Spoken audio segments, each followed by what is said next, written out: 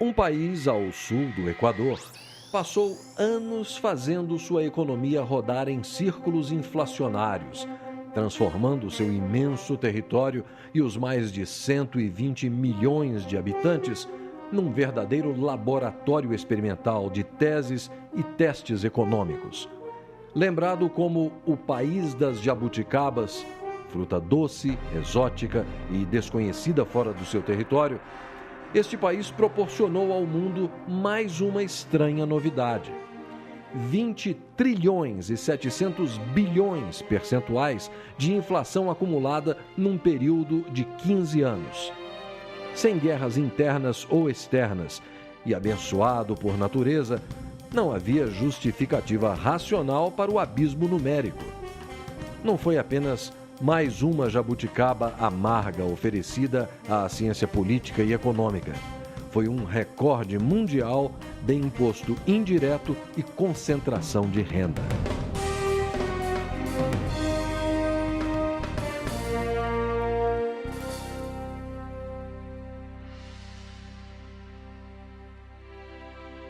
No princípio, era o pau-brasil, depois a cana-de-açúcar, o cacau, o tecido, os escravos. O Brasil teve muitas moedas de troca, escambo, e as moedas de fato desde os florins dos holandeses, o real, no plural réis, o cruzeiro, cruzeiro novo, cruzeiros de novo, cruzados, cruzados novos, cruzeiros novamente, cruzeiro real e real. Foi com Getúlio Vargas, a Segunda Guerra e a industrialização que o Brasil conheceu o cruzeiro. Ele voltaria ao cenário muitas vezes, e é com ele que começaria o trilionário mergulho no abismo da inflação.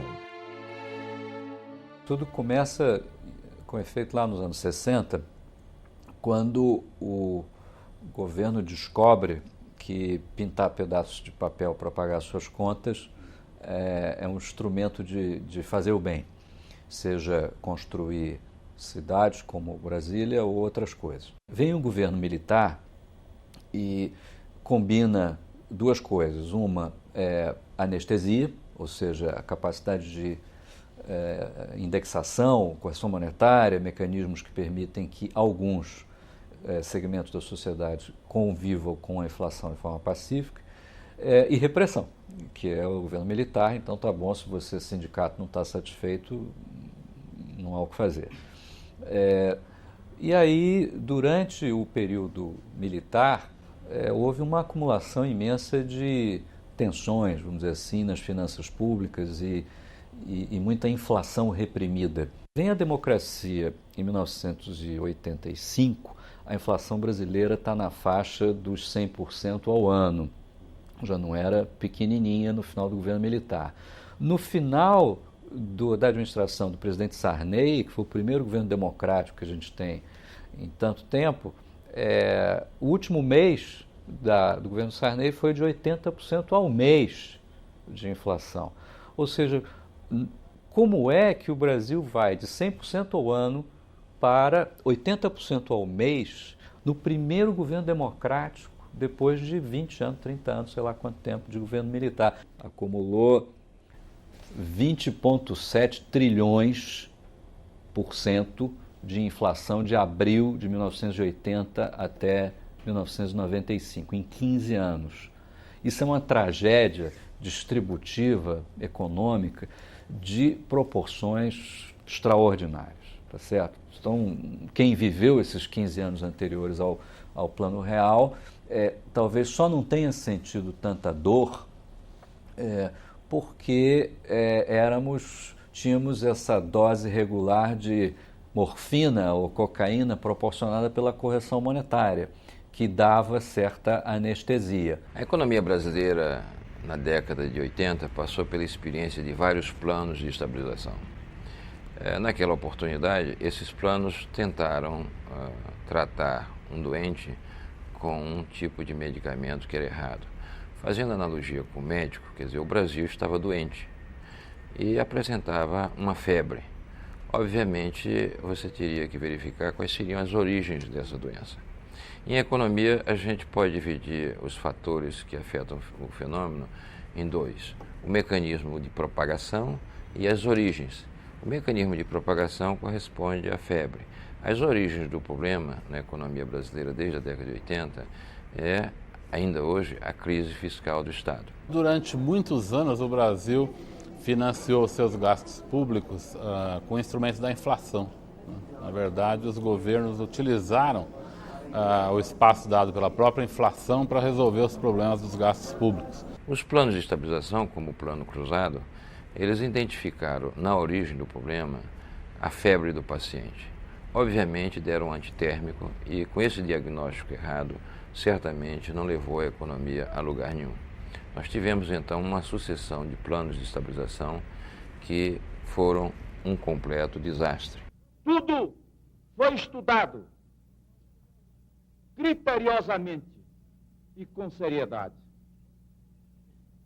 Mas este programa tem que ser um programa do povo brasileiro.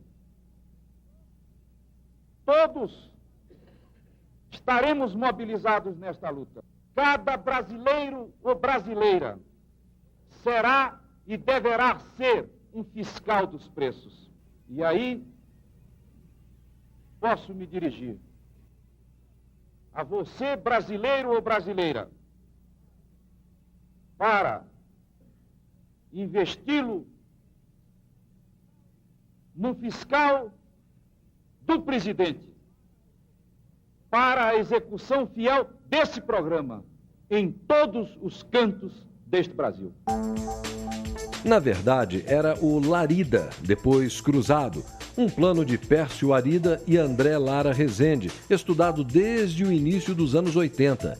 Ainda era uma teoria, mas o horizonte não apresentava muitas alternativas. Quando já estava assim na boca aí de sair o plano, alguém disse para o Sarney assim, né? Olha, mas o negócio é o seguinte, isso aqui é uma jogada de alto risco, se der errado vai ser uma hecatombe, né? Aí o Sarney falou, não tem problema, a situação já está ruim, quer dizer, não pode ficar pior que isso. Então o que, digamos assim, levou ao Sarney a tomar a decisão do plano foi mais ou menos que era uma última saída.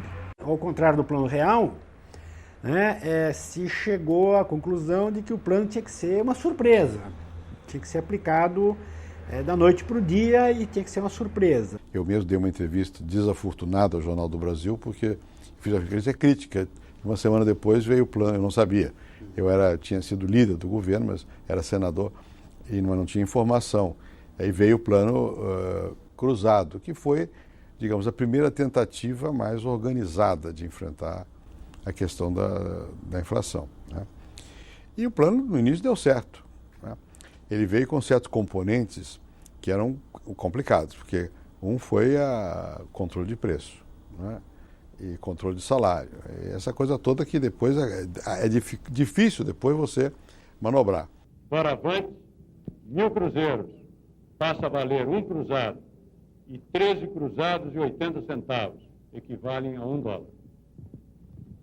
Todos os preços em cruzados estão congelados. O congelamento se inscreve na mesma lógica de contenção da inércia inflacionária e visa abortar o processo de reajustes contínuos. O Funaro nunca foi economista, né? Ele era um administrador. E ele não entendia muito bem. Para falar a verdade, o Funaro não entendeu e morreu sem entender o plano na sua lógica econômica e tal. O congelamento de preços, que era para ser uma peça acessória, tornou-se a peça principal. Durante dias, ainda na véspera do plano, os economistas discutiam se ia ter ou não ia ter congelamento. E a ideia, até pertinho do plano, era que não deveria ter congelamento. E eu lembro que o Pércio Arida sempre dizia, não, a gente tem que ter assim, um preço subindo, um preço caindo, de modo que a média dá zero, para dar uma inflação zero. Se você faz o congelamento no dia 10, o que acontece? Como é que estão os preços no dia 10? Bom, tem preço que acabou de ser reajustado, está no pico. Tem preço que foi reajustado há uma semana, está na média. Tem preço que foi reajustado há 3 semanas e está no vale, está no nível mais baixo. Vamos imaginar que só tenha 3 agentes na economia. O João, o Antônio e a Maria, né? Quer dizer, então o João aumenta seus preços todo dia 1º do mês. Aí a Maria, que compra do João coisas, etc., aumenta seus preços no dia 10 do mês. E o Antônio aumenta no dia 20. Quando começou isso, não importa quem começou, porque isso, né? Mas isso começou e está funcionando. Agora imagine que você queira acabar com essa... E a inflação então está em 10% ao mês. Todo mês tem uma inflação de 10%. É uma média dos três. São os três. Os três aumentam 10%. Né? Seus preços, só tem 3 agentes na economia. Né? É um modelinho. Agora, o que acontece? Quer dizer, vamos que eu diga... João, você precisa parar de aumentar seus preços. Então, quando chegar o dia 1º, você não aumenta seus preços, né? Porque nós vamos fazer um plano, vamos fazer cortar o déficit público, vamos fazer isso e aquilo. O João diz, bom, mas se eu parar de aumentar, se eu não aumentar meu preço agora, eu vou sair perdendo muito, porque eu já aceitei os preços mais altos deles, eu vou ficar com os meus preços relativos muito abaixo dos outros. Eles também param, mas eu fico desequilibrado, não posso parar. O resultado, dadas essas complicações todas, o pessoal falou, então vamos congelar os preços básicos. Quais preços? Quer saber de uma coisa? Está tudo congelado. E aí quando chegou perto do dia que o Sarney e o Funaro foram se entrosando mais com o plano, mais o Sarney, eles ficaram com medo dessa ideia. Como é que faz uma desindexação e tal? E aí veio o negócio de congelamento. O congelamento é perfeito. Para um político, entende direto, preços estão congelados. Isso aí é uma coisa fácil de entender, né? O que é congelamento? E como tinha alguns economistas do plano que defendiam o congelamento, então vai de congelamento. Entende? O Sarney, o Sarney dizia, chegou em determinado momento o Sarney falou, olha, eu estou entendendo, mas eu acho que sem congelamento não funciona. Inicialmente as pessoas não entenderam direito, e depois, como realmente a inflação foi derrubada, houve uma adesão completa. Né? Agora, veja bem, ela foi derrubada e as pessoas aderiram porque eles fizeram o congelamento de preços. Né? O presidente, na época, José Sarney, chegou a ter índice de popularidades nunca visto no Brasil, né? Acima de 90%. E a adesão foi tão grande que criou-se até os fiscais do Sarney. Pessoas que fechavam o supermercado, que estavam remarcando o preço. Sob o nome de José Sarney, o nosso presidente e o presidente da nova república. Um plano cruzado, que foi o primeiro plano mesmo, assim, mais forte que eles tentaram fazer para deter a inflação, no primeiro momento foi até interessante para a gente ter uma semana, pelo menos um mês de preços estáveis, era super interessante para a economia, as pessoas estavam mais animadas, estavam querendo comprar mais, querendo gastar mais, e a gente tinha como também ter uma ideia melhor do que estava acontecendo com o pequeno comércio da gente, né? Mas quando a política entrou no meio da economia, que eles proibiram o Funaro de reajustar os preços de 3 em 3 meses para que as empresas começassem de novo a colocar os produtos no mercado, entendeu? Começou a haver desabastecimento. Esse desabastecimento quase que acaba com as pequenas casas, porque eles não tinham poder de fogo para poder fazer compras. Eu me lembro que uma vez o ministro era o Dilson Funaro e eu era senador. O Dilson foi ao Senado, acho que em maio de 80 e quando foi 87, né? Não, 86. O plano 86. 86. Então, quando ele foi lá ao Senado, foi em maio de 86. Ele foi ao Senado para dizer que ele ia acabar com certos mecanismos de controle. Eu até apoiei. Mas isso caiu muito mal, porque todo mundo queria mesmo uma economia controlada, com o governo interferindo, né? Com controle de preço, não sei o quê, porque era esse o hábito. Um pouco antes do cruzado, a gente fazia um remanejamento de preços semanal. Então, no início do mês, você estimava uma inflação para aquele período e já fazia um aumento de preço. E durante a semana você iria corrigindo para mais ou para menos, dependendo da evolução dos preços. No plano cruzado, houve o congelamento total, pegou todo mundo desprevenido. A demanda fluiu de uma forma bastante exorbitante, não havia produto disponível. Isso foi sendo levado durante 3, 4, 5 meses. Depois de 7, 8 meses, nós fomos obrigados a fechar as portas durante um período, porque não havia receita para fazer pagamento e não podia comprar algo por 100 e vender por 50. Ninguém faz mágica. Me lembro de um dos momentos mais difíceis, foi quando na época do plano cruzado. Porque com o plano cruzado houve um período maior, me lembro de trabalhadores dizendo, poxa, Vicentinho, você do sindicato estão criticando o pacote, mas estou tomando cerveja baratinho aqui faz tempo. Faz meses que eu estou tomando cerveja. Aí a gente fala, puxa vida, daqui a pouco explodiu outra vez. Eu acho que era a terceira ou quarta semana, o Funari, então, instado pelos economistas, falou, olha, então nós precisamos preparar o descongelamento de preços. Aquilo caiu como uma bomba no Palácio do Planalto e o Fernando César Mesquita, que era o secretário de imprensa do presidente, certamente falou com o Sarney, e Fernando César soltou uma bomba. Ele vai aos jornalistas e diz, falar em descongelamento é traição. Descongelamento é traição. E aí morreu, claro. O recado dado, a ideia de descongelamento morreu completamente, não se falava mais disso. Bom, e aí aconteceu o que era o esperado. Quer dizer, você tinha um consumo muito acelerado, dado o ganho de poder aquisitivo, e a economia não conseguia produzir o suficiente. Começou-se a importar muito. Lá pelas tantas o cara falou, olha, está faltando tampinha de cerveja. Teve que importar alumínio para fazer tampa de cerveja. Eu lembro que pessoas iam, aqui em Brasília, por exemplo, pessoas iam na periferia da cidade comprar carne que eram abatidas clandestinamente. Bois, vacas abatidas clandestinamente, que as pessoas traziam dentro do porta-mala de carros, e aí as pessoas à noite iam comprar carne, porque você não encontrava carne, nem nenhum derivado da carne, nem industrializada, não encontrava absolutamente nada. Carne de vaca, boi, porco, galinha, né? Frango, você não encontrava nada. E depois esse desabastecimento levou a medidas que hoje você acha até que se pergunta se realmente isso ocorreu. Que, por exemplo, a Polícia Federal foi acionada para caçar boi em pasto. Se o abate dos bois não se normalizar nos próximos dias, o governo promete que vai lançar mão da Lei Delegada número 4 e confiscar o boi no pasto. A Polícia Federal e a SUNAB já estão preparadas para o confisco. Nós fomos buscar 2.000 e trouxemos 2.000. A maioria dos pecuaristas vem colaborando com a população, colocando gado para o abate. Mas uma minoria de sonegadores e especuladores ficou contra a população. E é contra esses que o governo está agindo. Nós vamos tentar achar apenas 10 produtos. Dos 10 produtos da nossa lista de compras, nós só conseguimos encontrar 6.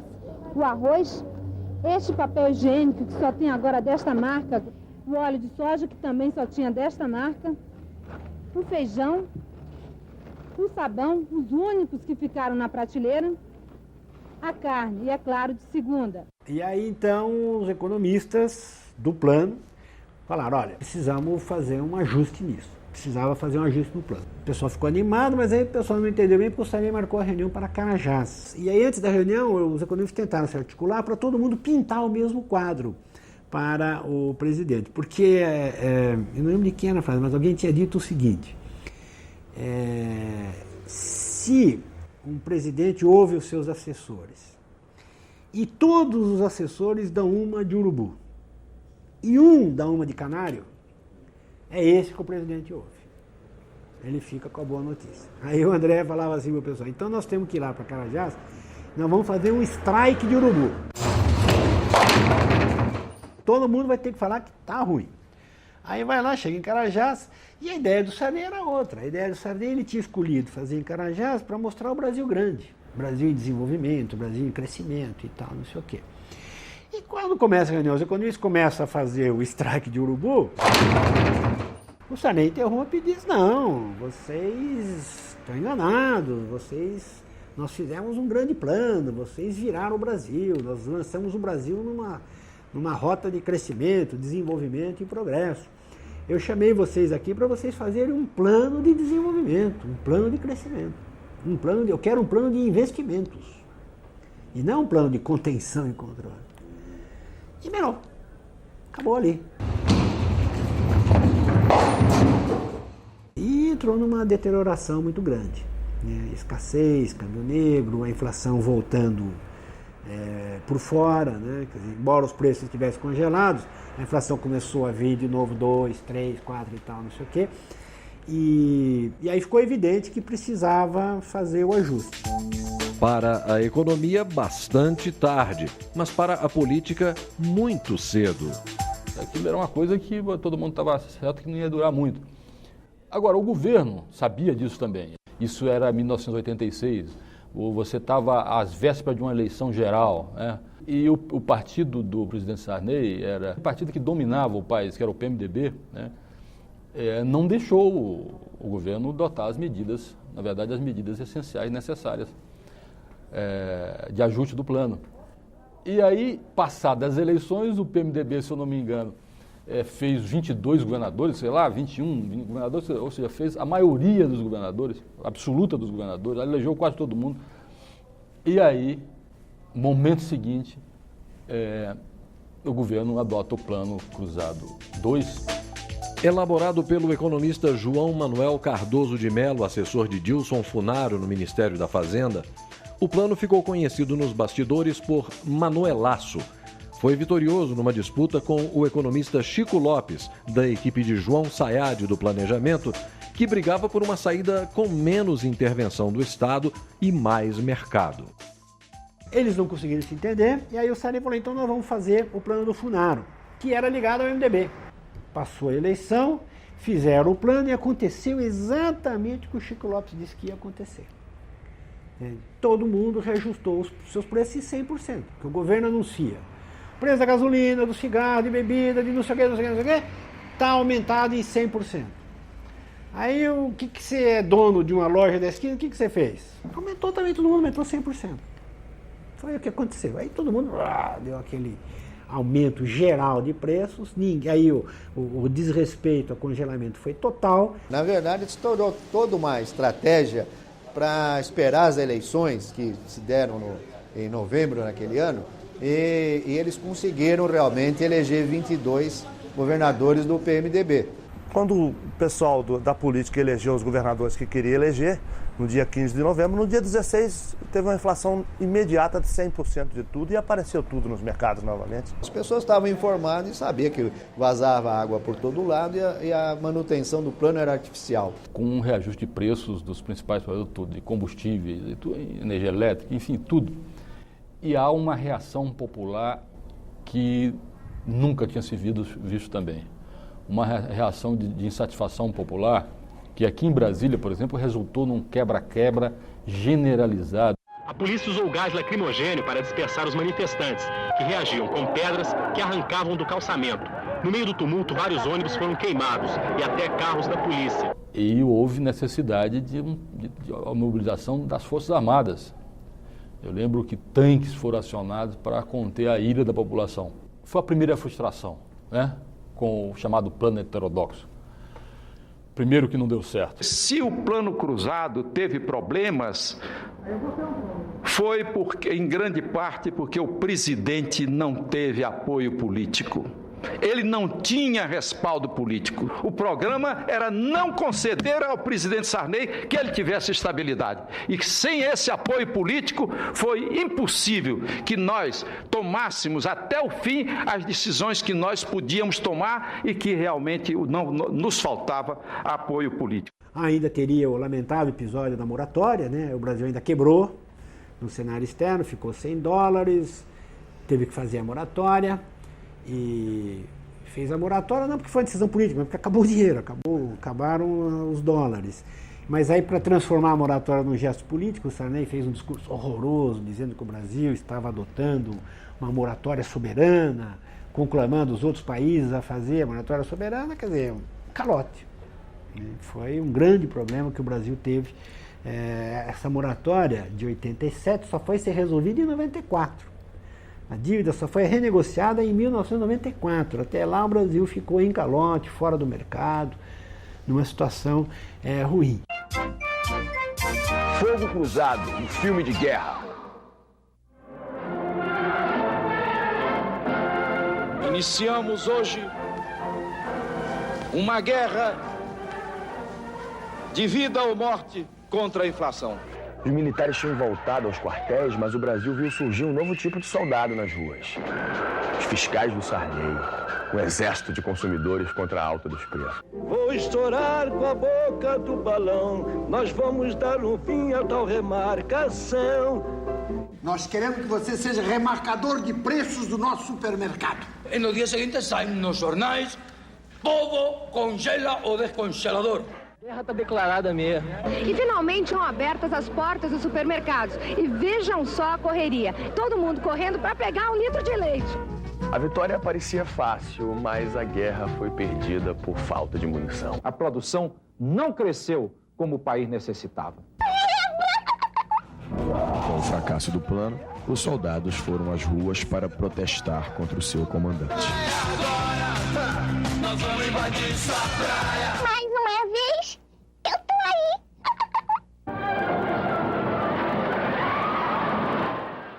Foi no meio dessa crise brutal, aí o governo declara a moratória da sua dívida externa, né, isso em fevereiro, e em abril, né, sou eu chamado para ser ministro da Fazenda. Quando eu tive que fazer o plano Bresser, eu sabia que aquele plano era um plano provisório. Eu não tinha tempo de fazer o ajuste fiscal necessário enquanto fazia o plano, eu não tinha tempo de preparar o plano, porque o mundo estava caindo em volta de mim. A inflação estava em 26%, as empresas estavam quebrando, o país estava em moratória. Era preciso fazer um plano que pusesse minimamente a ordem na casa e depois fizéssemos um segundo plano, né, alguns meses depois, que aí realmente acertasse todos os preços relativos, porque eu não ia conseguir, o desequilíbrio era tão grande nos preços relativos, a diferença entre os preços do João, do Antônio e da Maria, que era preciso fazer um segundo plano para acertar isso. Mas não foi possível fazê-lo, né? Quer dizer, aí faltou realmente apoio político. Revi minha posição a respeito da escala móvel de salário. Acho que o PMDB devia retirar do seu programa isto. É um programa que foi feito há muitos anos atrás, que eu considero o programa do PMDB uma bíblia, algo que eu tenho que seguir letra por letra, alguma coisa que foi escrita há vários anos atrás, quando o partido não era governo e deve ser revista. Deve ser revista agora. Não era governo. Mas qual é o motivo de riso? Ou palmas? Mas é claro que quando um partido está fora do governo, ele tem uma visão da realidade que muda quando ele está no governo. Foi naquele momento em que o presidente Sarney decidiu que ia ficar mais um ano no governo, 5 anos, isso criou pressões políticas muito grandes, resultou no Centrão e eu, então, não tive apoio político para fazer o ajuste fiscal que eu tinha que fazer para preparar o novo plano.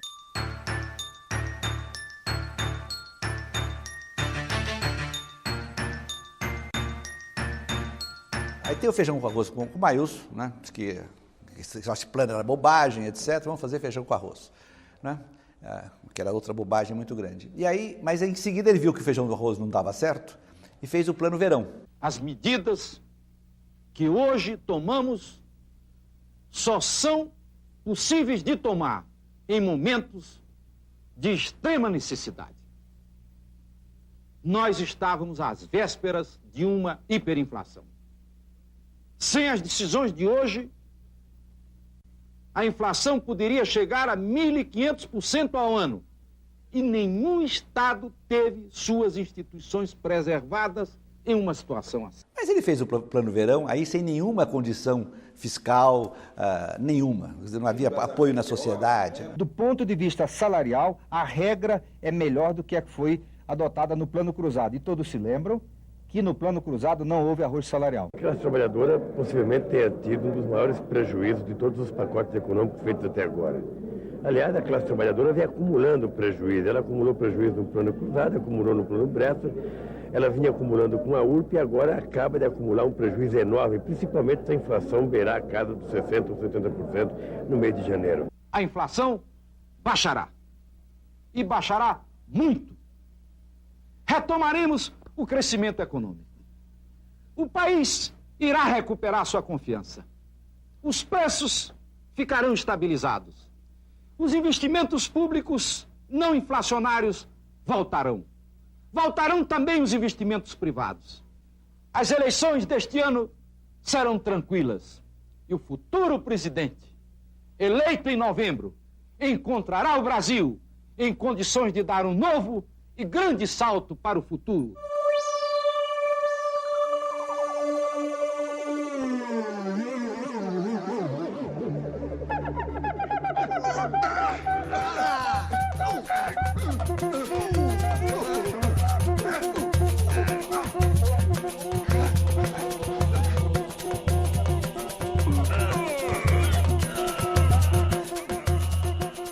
presidente Collor assume, depois de uma campanha política que praticamente dividiu o país, né?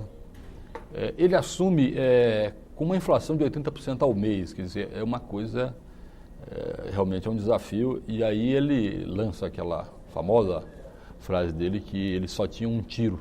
Um rifle na mão e apenas com uma bala nesse rifle. E nós temos que acertar esse tiro de modo a liquidar a inflação. Ele simplesmente faz um confisco de todos os ativos financeiros do país, né? Ele confisca tudo. E deixa todo mundo com 50 cruzeiros, né, na época. No caso do plano Collor, é bom lembrar que ele nos trouxe uma certa tranquilidade quando ele acusava o Lula de que se o Lula ganhasse as eleições, era o Lula que ia fazer ia pegar o dinheiro da poupança do povo. Então, como ele ganhou, as pessoas que viviam de poupança, que tinham poupança, que aplicavam na poupança, ficaram tranquilos.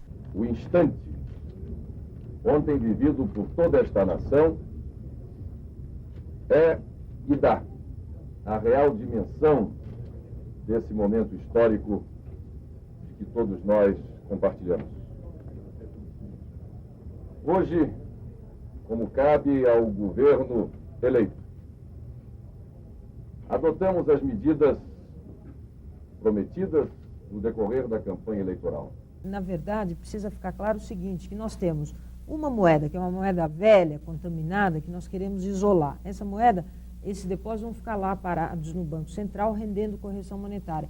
E temos uma outra moeda que vai começar a circular na economia, que é o cruzeiro, e que vai garantir um certo nível de transações que nós entendemos que é compatível com uma inflação mais baixa. Na verdade, eles só estão zerando praticamente a conta de todo mundo, deixando todo mundo com 50 mil cruzados, quer dizer, o salário desse mês, na metade do mês, é 50 mil cruzados, e a pessoa que se vire como puder, não é isso? É isso, quer dizer, ela vai fazer uma prioridade, ela vai fazer uma orçamentação. E é bom que as pessoas se lembrem que não foi só da poupança, você confiscou conta corrente, quer dizer, você confiscou o dinheiro das pessoas sem aplicação nenhuma, o que estava lá dentro da conta, você não podia pegar.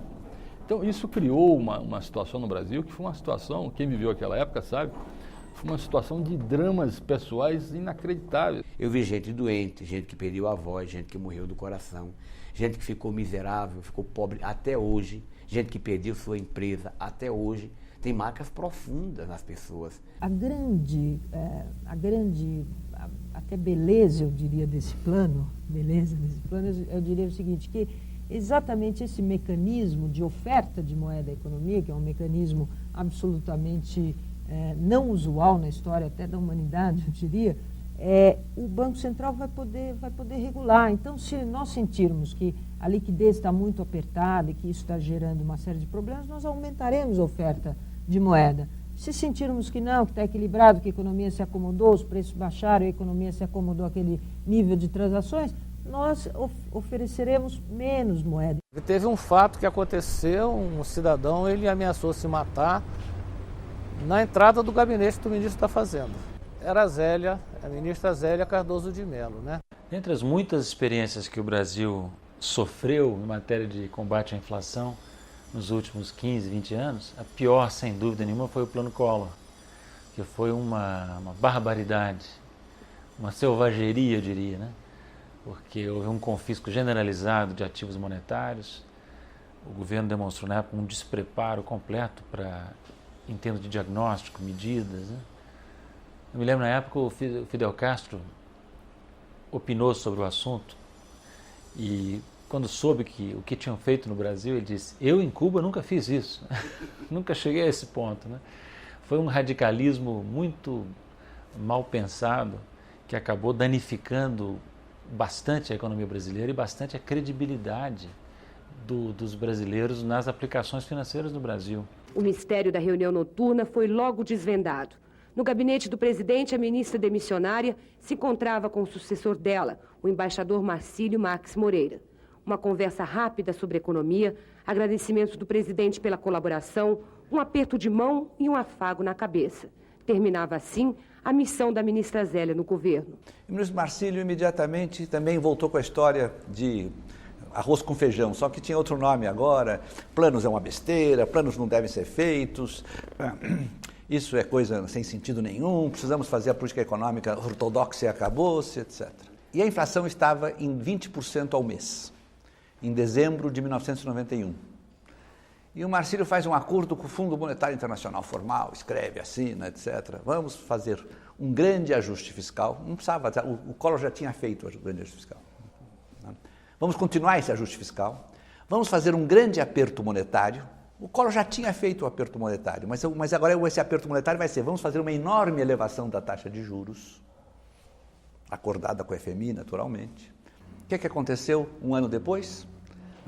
Com este maravilhoso plano ortodoxo, não tinha mudado, um custo brutal e nenhuma vantagem, nenhum resultado. Os Trapalhões no País das Maravilhas, uma comédia pastelão. Receber o rei das cuecas! Eu tenho a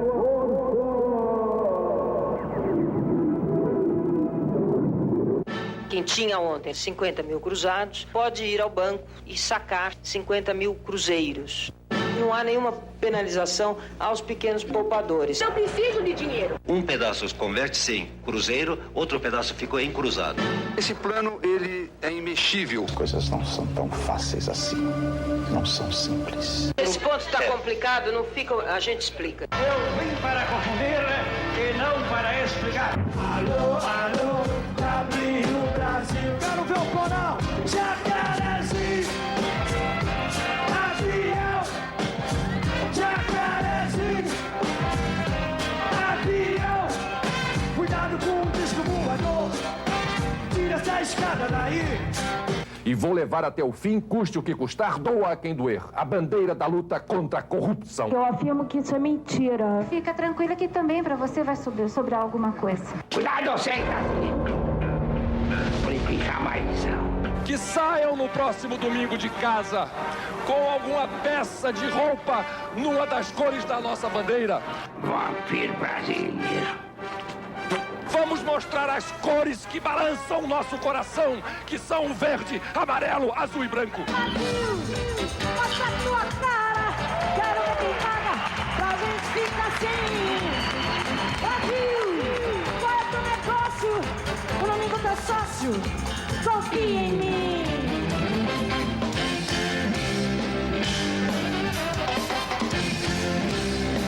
Não me deixem só. Eu preciso de você. Muda o governo, né? O nosso Itamar Franco, né? Que eu considero um presidente importante no Brasil e um patriota, né? Ele não sabia nada de inflação. E ele, então, o que fez? Ele nomeou um ministro da Fazenda. Esse ministro da Fazenda não resolveu o assunto, ele demitiu o ministro da Fazenda. Nomeou outro. Não resolveu, demitiu esse ministro. Nomeou outro. Estava nos Estados Unidos, quando o presidente Itamar me chamou pelo telefone para dizer que ele ia mudar o ministro. Ah, por favor, presidente, não faça isso, mantenha o seu ministro aí, que está fazendo um esforço. Não sei o quê, não vai dar certo.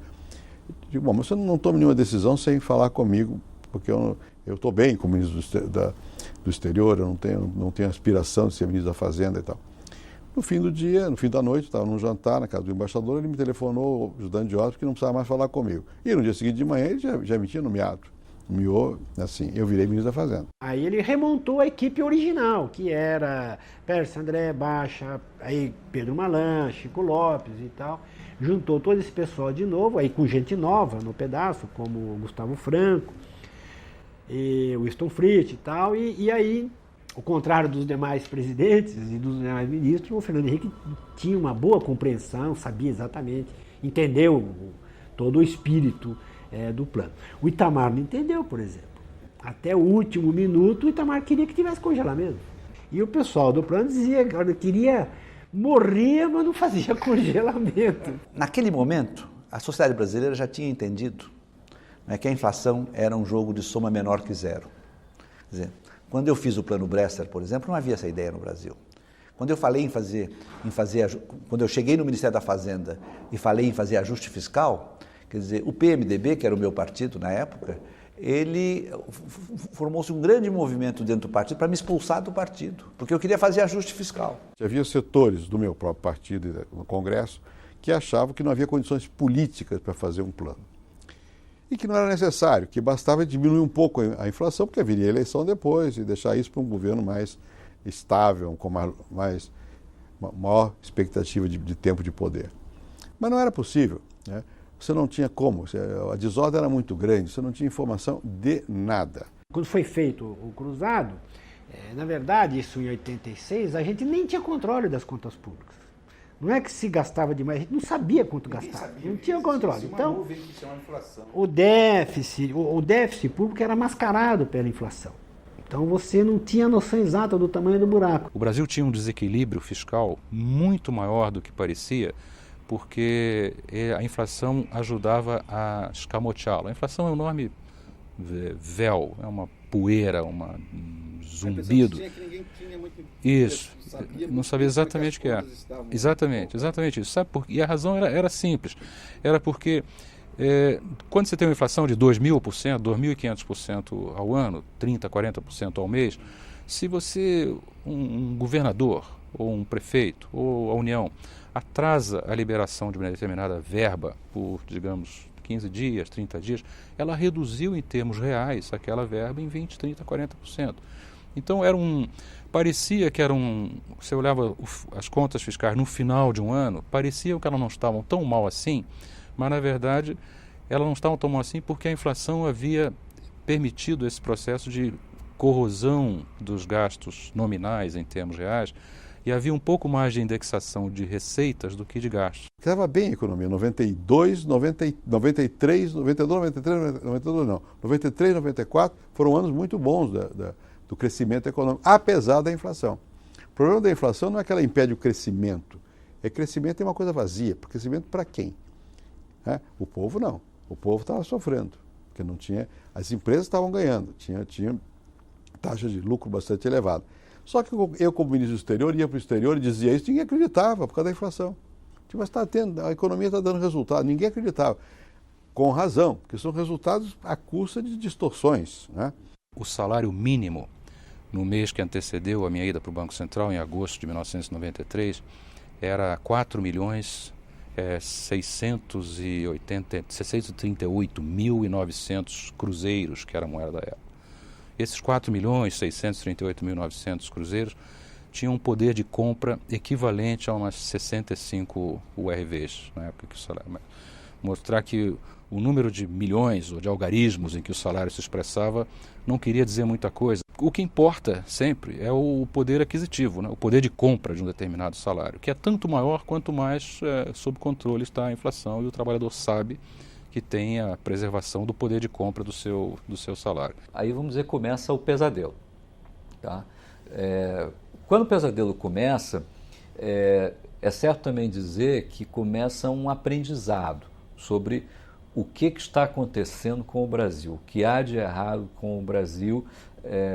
Não temos guerra civil, furacão, maremoto, é um país abençoado, como é que pode ter inflação de 80% ao mês? E nós tivemos aí, sei lá quantos congelamentos, 4 pelo menos na minha conta, todos fracassados. Nós tivemos que sofrer esse tanto de tentativas fracassadas de curar a nossa infecção com um banho frio, para aprender que tinha sim alguma coisa de errado com o Brasil. E quando a gente adquire essa consciência, é mais ou menos ali na altura do real. Começamos criando o chamado PAI, Plano de Ação Imediata, que era um pouco arroz com feijão. Quer dizer, vamos segurar o orçamento, vamos cortar o orçamento para 50% dos gastos, vamos, enfim, tomar certas medidas de recomposição da verdade fiscal, vamos produzir para o ano seguinte, foi em 93, para 94 um orçamento mais realista, orçamento de verdade, vamos chamar tapar os ralos, que era do desperdício, que era muito grande mesmo, né? Na inflação você nem sabe quem roubou, quem não roubou, aquilo é uma confusão imensa, né? Aproveita muito os malandros, né? E liberar ou não liberar verba é uma coisa terrível, porque se quando libera depressa é vantajoso, quando você atrasa não é, então isso dá margem à intermediação. Era um clima muito, muito negativo. Claro que nós tínhamos muito medo e sabíamos que não dependia da nossa convicção, dependia de todo o entorno dentro do qual nós estávamos trabalhando. Começa com o ministro Fernando Henrique, que era o 4º ministro do presidente Itamar. Os 3 anteriores saíram em condições complicadas. Nós estávamos há 1 ano e meio de eleições, quer dizer, tudo parecia indicar que nós íamos repetir o final do governo Sarney. E mais, o Congresso estava paralisado pela CPI dos anões do orçamento. O apelido de anões é porque quase todos esses parlamentares são pessoas de pequena estatura. João Alves negou que recebesse propinas, mas suas 13 contas bancárias registravam um movimento superior a 50 milhões de dólares nos últimos 5 anos.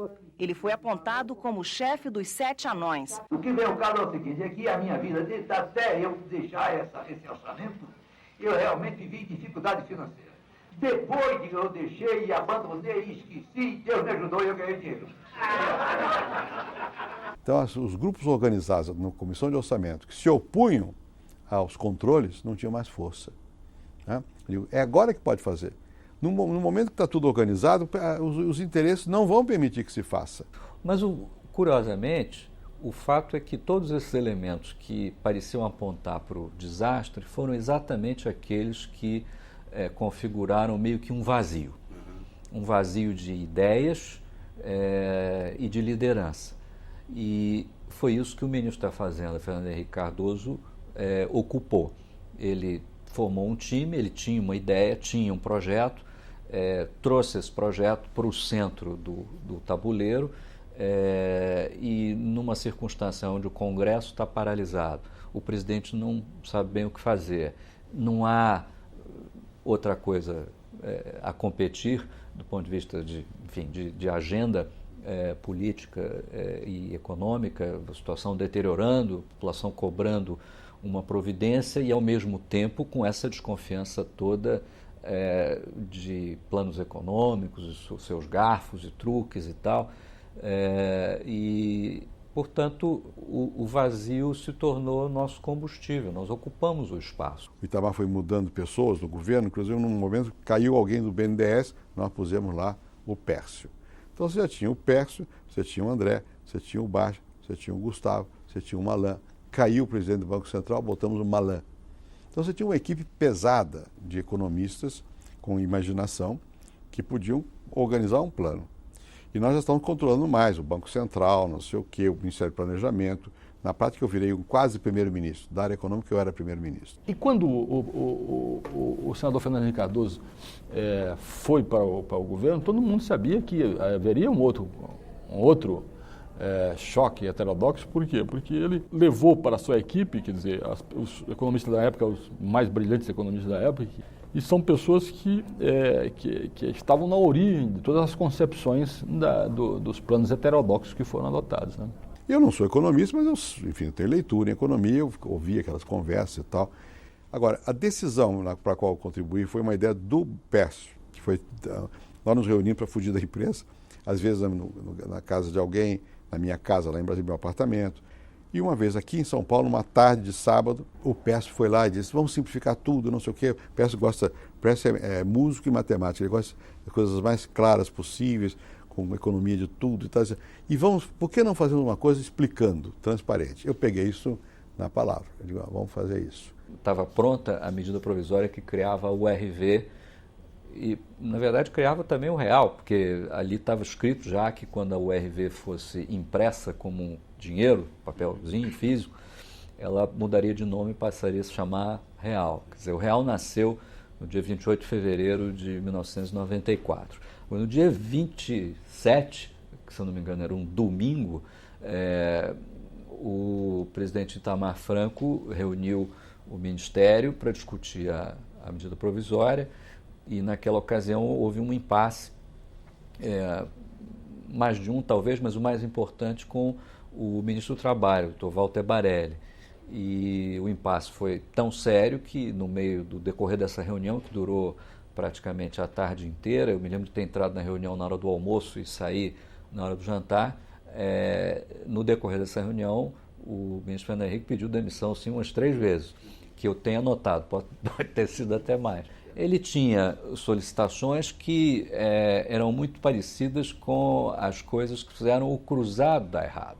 Então, para nós, assistindo aquela discussão, era como se nós estivéssemos a um passo de repetir a experiência do cruzado. Quando chegou no real, o pessoal dizia, olha, não pode ter congelamento e tem que ter controle das contas públicas.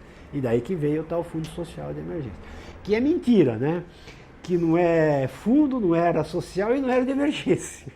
Era só um modo de controlar o gasto público, né? Nós tínhamos que aumentar o cacife do governo. Para isso, nós criamos o chamado Fundo Social de Emergência, que na prática era uma redução direta da capacidade que algumas verbas tinham de destinação fixa. Cortamos, não me lembro quanto, 15% dessas verbas. Inclusive, tentamos cortar dos fundos de participação dos municípios e dos estados.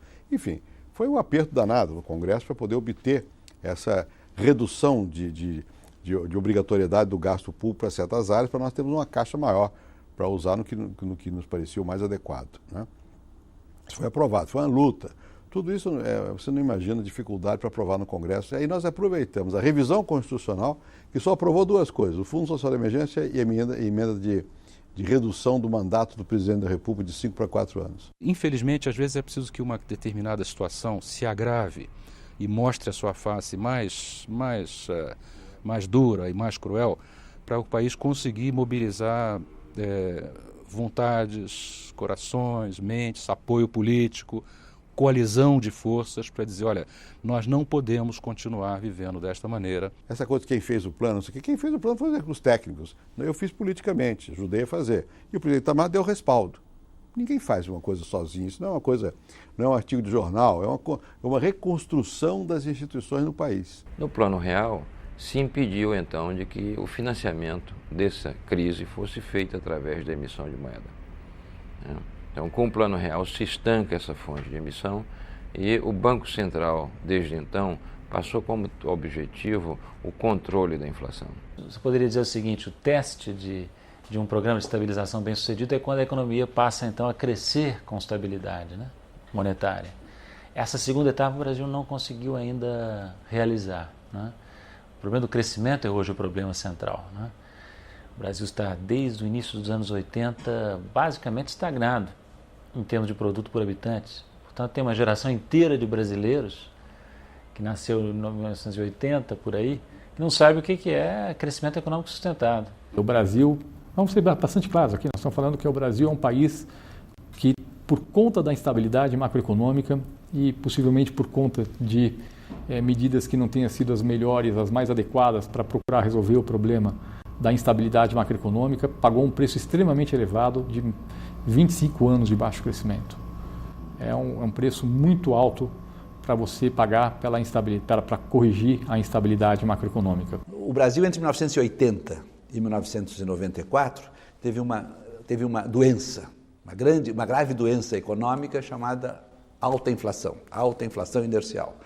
Quer dizer, a partir de 1995, terminada a alta inflação inercial, o Brasil, infelizmente, passou a ter uma outra doença, que é a alta taxa de juros e a baixa taxa de câmbio. Há toda uma argumentação dizendo que se o governo baixar a taxa de juros, a inflação volta. Mas isso é tolice. A inflação não volta em absoluto se você baixar a taxa de juros.